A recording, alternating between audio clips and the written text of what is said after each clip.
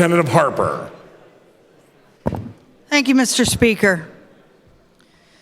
You can't spend what you don't have. You can't spend what you don't have. We have a constitutional requirement in Pennsylvania to balance the budget by June 30th. A couple of weeks ago, this House voted unanimously to reject the governor's budget and the Democratic spending priorities in it.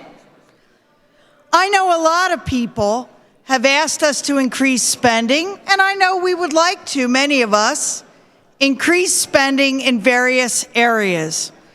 But you can't spend what you don't have. The governor's proposal did not get a single vote because it required us to be willing to levy new taxes and increase taxes that we were not willing to do. We would be taxing things we've never taxed before: toddlers in daycare, kids in college for room and board. Just to raise the revenues that the governor's budget requires, we would have had to vote to tax those things. Worst of all, we would have had to vote to tax families struggling to keep a senior in nursing home care or caring for them at home with home health care. That's what that budget required. The governor's proposed 6.6% tax on services is a staggering expense on the families we represent. I couldn't bring myself to do that, and none of us could. But you still can't spend what you don't have.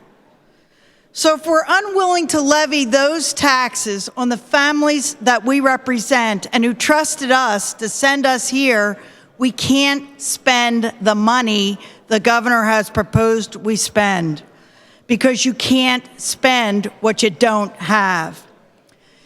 Even the Independent Fiscal Office calculated that whether you are a household with less than $25,000 in annual income or one with more than $100,000 in annual income, you would be paying more under the governor's budget.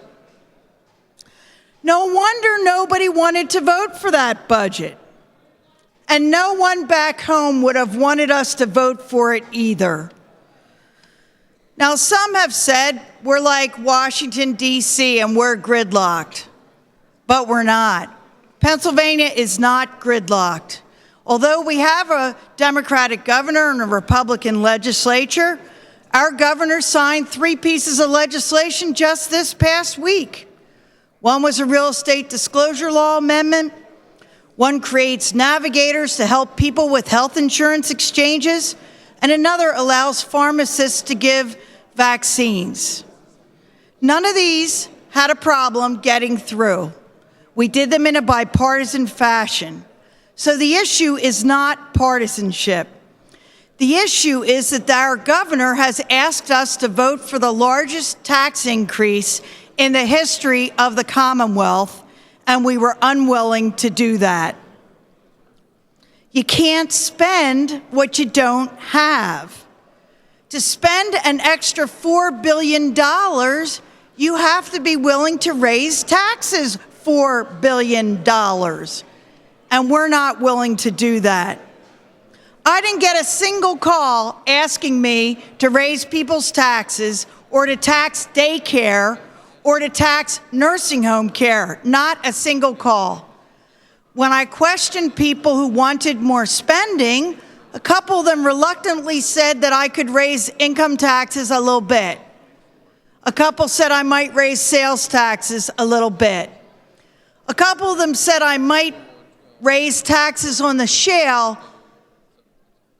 but not the governor's plan for the shale. That would give us the largest tax increase in the history of Pennsylvania and the largest tax increase on shale in America. So we can't spend money that we don't have, and we've got a balanced budget before us today that balances and does not spend money that we don't have. It's the responsible thing to do. Thank you, Mr. Speaker.